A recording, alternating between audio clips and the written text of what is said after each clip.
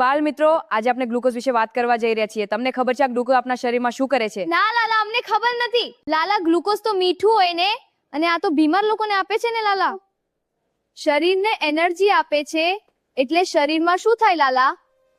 લાલા, તું બધાને સરળ રીતે સમજાવવા. બધા બાળકો પોતપોતાની રીતે સમજે એ જ મહત્વનું છે.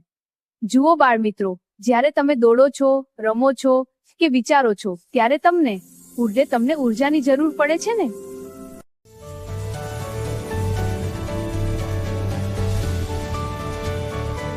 ગ્લુકોઝ શરીરમાં જઈને નાના નાના ઉર્જાના બલ્બની જેમ શક્તિમાન બનાવે છે.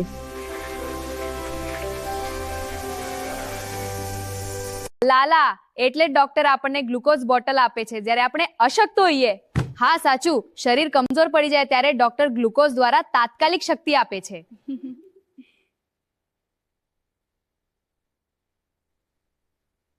ક્યારેક ડોક્ટર પણ આપણને સમજવામાં મદદ કરે છે. બાળમિત્રો, સ્વાદ અને પાચન એ શરીરને તાકાત આપે છે. હજુ આગળની પ્રવૃત્તિ માટે અમારી સાથે જોડાયેલા રહેજો.